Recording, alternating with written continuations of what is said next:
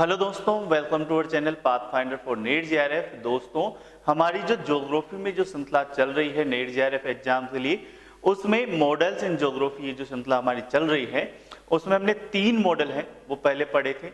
हमने व्हीटलसी वाला मॉडल पढ़ा, उलमैन बर्देस वाला पढ़ा और होमर होयट वाला नगरीय भूमि उपयोग से संबंधित मॉडल पढ़े थे। उसी में एक तीसरा मॉडल है जो बर्देस और होमर होयट वाला जो सेक्टर थ्योरी है और संकेंद्रीय वलय सिद्धांत है। इन दोनों के अलावा एक तीसरा सिद्धांत और आता है भूमि उपयोग में जो महत्वपूर्ण रहता है, उसका नाम कौन सा है? मल्टीपल न्यूक्लियर थ्योरी, बहुनाभिकीय केंद्रीय सिद्धांत 1945 में दिया गया था। सीडी हैरिस और उलमैन द्वारा दिया था। सीडी हैरिस और उलमैन द्वारा ये सिद्धांत दिया गया था, जहां पे हमारे पास 2 सिद्धांत थे। कौन सा? बर्देस वाला संकेंद्रीय वलय सिद्धांत और होमर होयट वाला कौन सा? सेक्टर सिद्धांत, खंड सिद्धांत।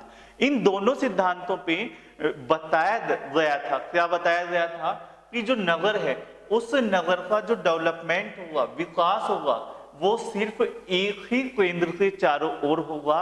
वो सीबीडी होगी, वो वलयाकार रूप में होगी, वृत्ताकार रूप में होगी और उसके चारों ओर क्या है? आपका नगर फैलता जाएगा अर्य रूप में। हालांकि खंड सिद्धांत में उसे सेक्टर रूप में वो वलय बनती है, लेकिन आपका जो सीबीडी है वो तो गोलाकार वृत्ताकार ही रहता है। दोनों सिद्धांत क्या बोलते हैं कि नगर का जो पॉइंट है जहां से डेवलपमेंट होना प्रारंभ होता है वो सिर्फ एक सिंगल पॉइंट है, जबकि हम जब आते हैं मल्टीपल न्यूक्लियर थ्योरी हैरिस और उलमैन वाली पे, तो उसमें यह बोलता है कि नगर का विकास है, नगर जो प्रारंभ होता है, डेवलपमेंट होता है। तो नगर का डेवलपमेंट कब होता है? जब उस नगर को अनुकूल दशाएं मिलती है, अनुकूल प्राकृतिक दशाएं मिलती है और आसपास के क्षेत्रों से वह सेवाएं भी देता है। ठीक है, आसपास के क्षेत्रों में अधिशेष भी होना जरूरी है। जब वहां पे अधिशेष होगा तो उस नगर में क्या है? सेवाएं लेने भी आएंगे। ठीक है, तो जब उस नगर का विकास होता है तो प्रारंभिक स्थिति में तो वो नगर सिर्फ एक सिंगल केंद्र से चारों ओर ही होता है ना, उसमें मोनोसेंट्रिक होता है। लेकिन धीरे धीरे जब अनुकूल दशाएं बढ़ने लगती है, उस नगर का विकास होने लगता है, तो वह नगर मोनोसेंट्रिक की जगह पॉलीसेंट्रिक हो जाता है, बहुत केंद्रीय हो जाता है। इसका जैसे छोटा सा एग्जाम्पल मैं आपको दूं, हम चलते हैं नेक्स्ट में। तो छोटा सा एग्जाम्पल मैं आपको दूं, आपका जो शहर है, जिस भी शहर में आप रह रहे थे, जब आपका जैसे 20वीं शताब्दी से पहले है ना, 21 से पहले 20 सेंचुरी में आपका शहर है वो हमने मान लिया इतना बड़ा है। ठीक है, इस शहर का जो डेवलपमेंट है वो एक ना एक केंद्र के चारों ओर हो रहा है। ठीक है, एक केंद्र के चारों ओर इसका डेवलपमेंट होता है, लेकिन इस केंद्र के चारों ओर या इस सेंटर के चारों ओर, इसी सेंटर में आपका हॉस्पिटल भी होता है, स्कूल भी होता है, आपका नगर पालिका भी यहीं पे होती है, सब चीजें, सब ऑफिस आसपास होते हैं। लेकिन धीरे धीरे अभी 10-5 वर्षों में जैसे ही उस क्षेत्र में जनसंख्या वृद्धि हुई, ज्यादा हुई, जनसंख्या में ज्यादा वृद्धि हुई। अब जो स्कूल पहले से बना हुआ था, जो हॉस्पिटल पहले से बना हुआ था, उस हॉस्पिटल और उस स्कूल का जो डेवलपमेंट है या वो जो कार्य है वो छोटा पड़ने लग गया है ना। बड़ी स्कूल चाहिए, हॉस्पिटल बड़ा चाहिए, पहले से छोटा है, अब उस जगह पे तो नहीं बन सकता ना वापस से बड़ा हॉस्पिटल। तो वो हॉस्पिटल गया है, हमने यहां से हॉस्पिटल शिफ्ट कहां पे कर दिया? यहां पे कर दिया। अब जब यहां पे हमने हॉस्पिटल शिफ्ट करा तो एक छोटा ध्रुव बन गया, उस हॉस्पिटल के चारों ओर फिर से सेवाएं डेवलप होने लग गई और ये नगर है, इस नगर का विस्तार यहां तक हो जाता है धीरे धीरे। अगर हमने स्कूल है यहां पे शिफ्ट कर दिया तो स्कूल यहां पे डेवलप होने लग जाती। तो धीरे धीरे क्या है, वो क्षेत्र लघु केंद्र बनते हैं और वो लघु केंद्र अगर वहां पे आवश्यक दशाएं हो जाती है ना, और अगर वो चल जाते हैं, कई बार फेल भी हो जाता है, और अगर वो चल जाते हैं तो वो एक क्लस्टर के रूप में बन जाता है। जैसे किसी क्षेत्र में हॉस्पिटल उठ से बाहर गया, किसी रोड पे गया है ना, हाईवे पर या छोटी रोड पर, और उस मार्ग पर, उस रोड पर आपको हॉस्पिटल की श्रृंखला देखने को मिल जाती है। कम से कम 5-7 हॉस्पिटल वहां पे खुल जाते हैं, तो वो एक क्लस्टर के रूप में डेवलपमेंट उसका हो जाता है। जैसे आपके होता है ना लोहा मंडी, सब जगह मिलती है, ठीक है। आपको स्टेशनरी का मार्केट अलग से मिलता है, प्लास्टिक का मार्केट अलग से मिलता है, तो वो एक क्लस्टर रूप से बन जाता है, ठीक है। कोचिंग सेंटर्स का जो एरिया है वो एक अलग ही एरिया आपको देखने को मिलता है। ये सभी क्षेत्रों में ये डेवलपमेंट इसी तरह से पाया जाता है। तो यही बात है जो आपका हेरिस और उलमैन बताने का प्रयास करते हैं कि जो शहर है वो शहर जब बनता है तब तो मोनोसेंट्रिक ही होता है, लेकिन जैसे जैसे उसमें सेवाओं में वृद्धि होती है वो पॉलीसेंट्रिक होता जाता है दोस्तों। तो ये बहुनाभिकीय सिद्धांत है। आई होप आपको अभी तक इसमें थोड़ा बहुत आइडिया हो गया होगा। 1945 में आया था, बता दिया आपको, सीडी हैरिस और उलमैन ने इसे दिया था। कौन सी बुक में आया था? हैरिस की बुक है nature of the cities. Nature of the cities जो हैरिस की बुक है इसमें यह आया था। शिकागो नगर के अध्ययन के आधार पर यह सिद्धांत दिया गया था, और इस सिद्धांत को देने का जो उद्देश्य है वो क्या था? उद्देश्य ये था कि अमेरिकी जो शहर डेवलप हो रहे हैं 20वीं शताब्दी में, तो उनके जो डेवलप होने की जो प्रवृत्ति है, किस तरह से वो डेवलप हो रहे हैं, उस नेचर को हमें जानना था। नेचर ऑफ द सिटीज है ना, ठीक है। तो वो नेचर ऑफ द सिटीज कौन सी जगह है? अमेरिका में। और अमेरिका में भी नेचर ऑफ द सिटीज कौन सी समय में? समय में भी, समय और काल के अनुसार नेचर भी तो चेंज होता रहता है। तो समय कौन सा? 20th century. और 20th सेंचुरी कौन सी आती है? 1901 से लेकर 1 से 1999 के बीच में, ठीक है। हालांकि ये इसमें जानना था। तो 20वीं शताब्दी के दौरान, आपका सेंचुरी के दौरान अमेरिकी शहरों के विकास को समझना इसका उद्देश्य था। तो ये मॉडल है, इस मॉडल में बहुत सी इंटरेस्टिंग बातें हैं, हम इसे देखते हैं। पहला, इस मॉडल में जो मान्यताएं मानी गई, मान्यताएं क्या मानी गई? मान्यताओं में ये मानते हैं कि भूमि समान या समतल नहीं पाई जाती। देखो दोस्तों, अगर भूमि समान है, समतल है, तो उसका चारों ओर से समान रूप से विकास होना है। तो बहुकेंद्र बनेगा कैसे? वो तो वर्देश वाले सिद्धांत में चला जाएगा, ठीक है। जैसे मैं एक ले, ये क्षेत्र लिया और इस क्षेत्र में समान भूमि पाई जा रही है, ठीक है। तो इस समान भूमि पाई जा रही है तो समान रूप से चारों ओर डेवलपमेंट होगा ना, चारों ओर सड़कें बनेगी, समान उत्पादन होगा, समान चीजें होगी, तो चारों तरफ समान भूमि है और समान उसका डेवलपमेंट हो रहा है। लेकिन मैं बोलता हूं आपको सिर्फ भूमि समान नहीं है। क्यों समान नहीं है?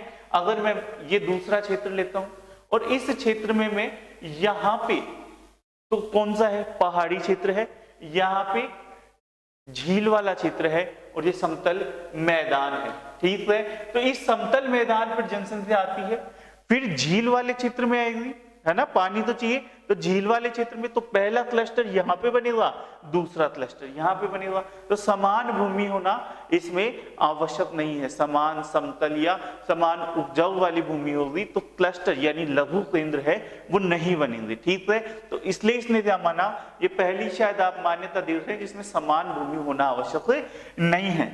संसाधनों का समान वितरण होना चाहिए। ये जरूरी है कि संसाधन जो किसी भी व्यक्ति के पास हो वो समान रूप से सभी के पास हो, ज्यादा अमीर लोग ना हो और ज्यादा गरीब, इन दोनों के बीच में जो खाई है वो ज्यादा ना हो, सभी संसाधनों का समुचित उपयोग करने के लिए संभव हो। तो तभी तो लोग एक क्षेत्र को छोड़कर दूसरे क्षेत्र में भी आसानी से जा सकते हैं और वहां पर भी अच्छे से डेवलपमेंट कर सकते हैं। फिर आता है रियायती क्षेत्रों में लोगों का समान वितरण हो, समान परिवहन लागत हो और लाभ भी अधिकतम होना। तो ये 3 मान्यताएं और ये मानते हैं, बहुत ही महत्वपूर्ण मान्यताएं हैं। पहली मान्यता ध्यान रखनी है कि भूमि समान समतल नहीं पाई जानी चाहिए। चलिए दोस्तों नेक्स्ट चलते हैं।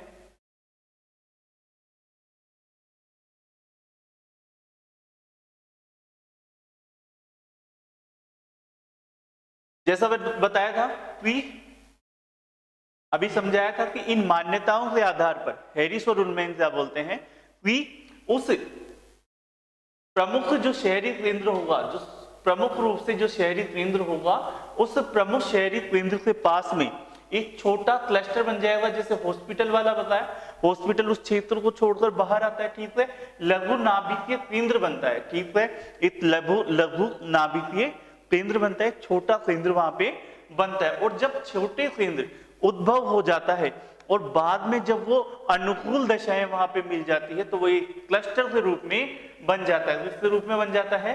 क्लस्टर के रूप में बन जाता है, वो लाभान्वित होने लग जाता है और वो भी नगरीय सीमाओं के विस्तार में महत्वपूर्ण भूमिका निभाता है। इसके अनुसार क्या बोलते हैं कि नगरीय क्षेत्र का भूमि उपयोग प्रतिरूप केवल एक ही केंद्र के चारों ओर विकसित न होकर अनेक भिन्न नगरीय केंद्रों के चारों ओर विकसित होता है। ये तो हमने पढ़ाई है, समझाई है। क्या क्या समझा है कि नगर है वो एक केंद्र के रूप में विकसित होता है, लेकिन पूरा नगर बहुत सारे ऐसे ऐसे केंद्र होते हैं जिनके चारों ओर नगर अपना डेवलपमेंट आसानी से और अधिक तेजी गति से कर पाता है, ठीक है।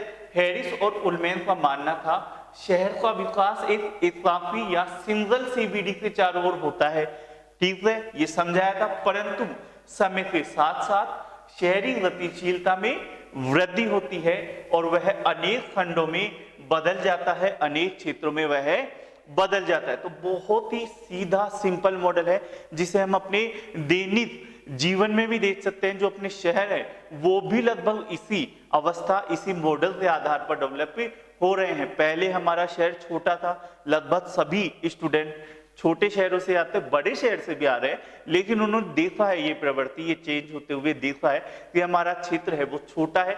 उस छोटे क्षेत्र में ही क्या है, हॉस्पिटल भी वहीं पर है, स्कूल भी वहीं पर है, आपका प्रशासनिक भवन भी वहीं पर पाए जाते थे।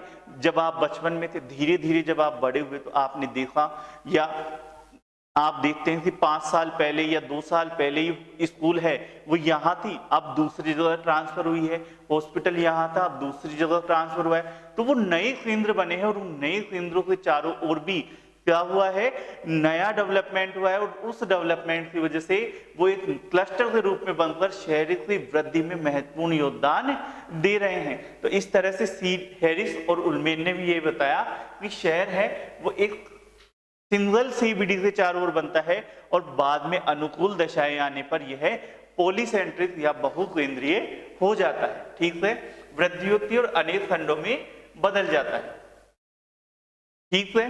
तो इनकी संख्या अब ये कैसे बदलेगा और इनमें कितने नाभिक होंगे ये किस चीज पर निर्भर होता है, वो होता है ऐतिहासिक स्थिति।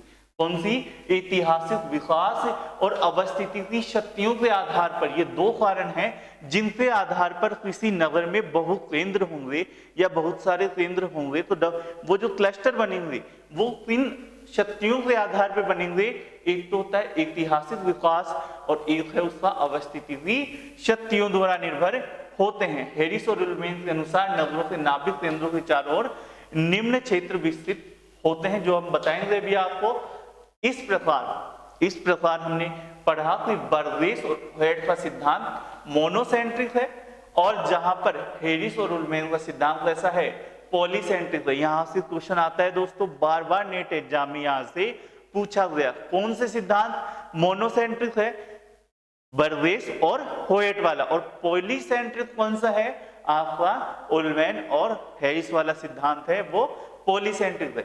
मोनोसेंट्रिक और भी सिद्धांत है, यही नहीं है, इनके अलावा भी एक और है। कौन सा है?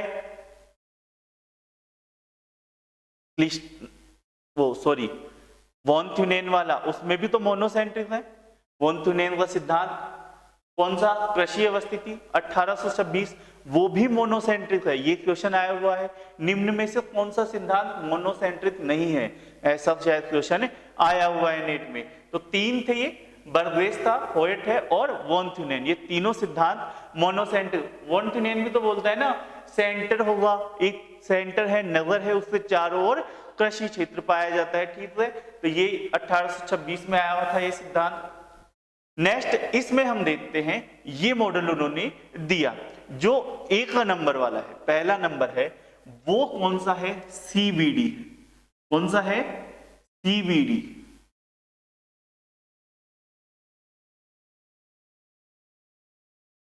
ये आपका है सीबीडी, ठीक है। अब इस CBD के पास में ये कौन सा है, 2 नंबर। ये 2 नंबर कौन सा है, जो हमने पहले भी पढ़ा था, जो सब में 2 नंबर है वही इसमें है 2 नंबर। कौन सा है ये बताइए, लघु विनिर्माण उद्योग। लघु विनिर्माण उद्योग 3 नंबर कौन सा है,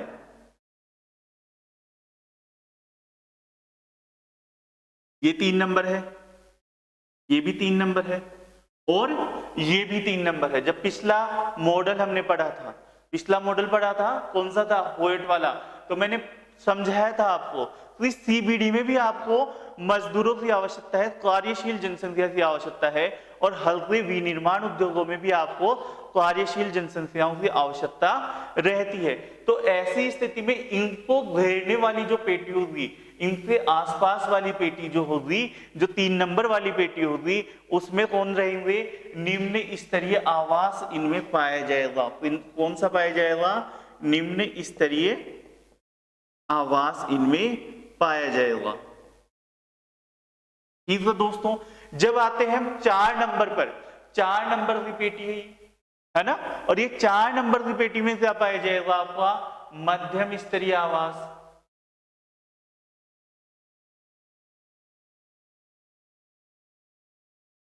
और 5 नंबर वाली पेटी में, 5 नंबर वाली पेटी में कौन सा पाया जाएगा, उच्च स्तरीय आवास।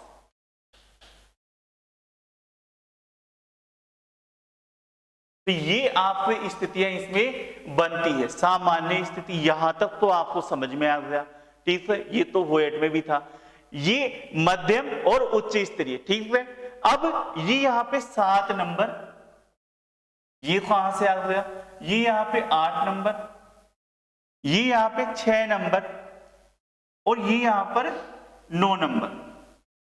देखो दोस्तों, जब आप बात करते हैं एक शहर की, तो उसमें हल्के विनिर्माण उद्योग तो होते ही हैं, साथ ही साथ उसमें भारी विनिर्माण उद्योग भी होते हैं, पनपते हैं। इंडस्ट्री एरिया, आप जिस भी शहर में रह रहे हो या शहर के पास में रह रहे हो, वहां पे छोटे विनिर्माण उद्योग भी है, लघु उद्योग भी पाए जाते हैं, जो CBD के पास में पाए जाते हैं। लेकिन उस शहर से थोड़ा सा दूर आपको भारी विनिर्माण उद्योग भी मिलते हैं, फैक्ट्रियां भी मिलती है, ठीक है। तो वो कहां पे स्थित होगा, वो कहां पर स्थित होगा, इसमें आपको सोचना है। सोचना क्या है कि भारी विनिर्माण उद्योग के लिए आपको क्या चाहिए, कार्यशील जनसंख्या, ठीक है। आपको एक कार्यशील जनसंख्या की फौज चाहिए, जो कम पैसों में आपके लिए ज्यादा मेहनत कर पाए। और वो कौन से क्षेत्र में मिलेगी, जो हमने ये 5 पढ़े हैं उनमें कौन से क्षेत्र में मिलेगी, इस क्षेत्र में 3 नंबर वाले मिलेंगी। और सबसे बड़ा 3 नंबर कौन सा है, ये, जहां से आप इधर भी भेज रहे हैं, इसमें भी भेज रहे हैं, और बाद में आते हैं वो 6 नंबर में भी। और ये 6 नंबर भी आपको कौन सा है, भारी विनिर्माण उद्योग। कौन सा है, विनिर्माण उद्योग, कौन सा, भारी।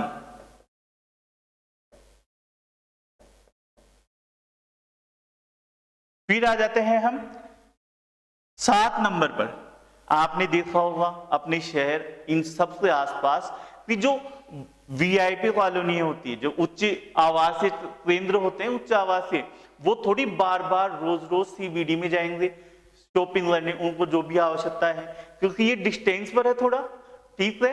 तो वहां पर भी आपको एक सेवा केंद्र मिलता है, एक सेक्टर मिलता है। जैसे सामान्यतः सिविल लाइंस आपने देखी होगी सभी शहरों में, उन सिविल लाइंस के पास में आपको मॉल्स वगैरह थोड़े बहुत तो मिलते ही मिलते हैं, ठीक है। तो वो उनका लघु व्यापारिक क्षेत्र है। कौन सा है, लघु व्यापारिक क्षेत्र, यानी CBD, थोड़ा सा छोटा CBD, जहां पे वो अपनी दैनिक जीवन की आवश्यकताएं जैसे शॉपिंग करना, वो आदि यहाँ पे पूरी कर सकते हैं। तो ये जो 7 नंबर है वो कौन सा आ जाता है, लघु व्यापारिक क्षेत्र।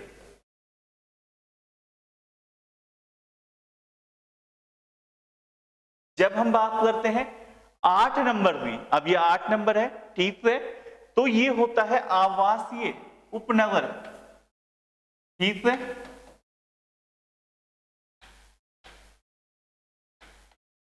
और जब हम बात करते हैं 9 नंबर की, तो ये औद्योगिक के पास है, तो ये है औद्योगिक उपनगर,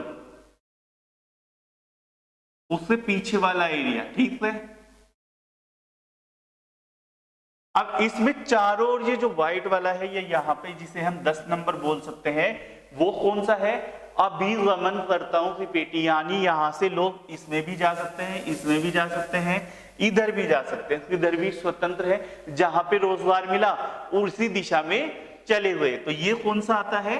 अभिगमनकर्ताओं की पेटी।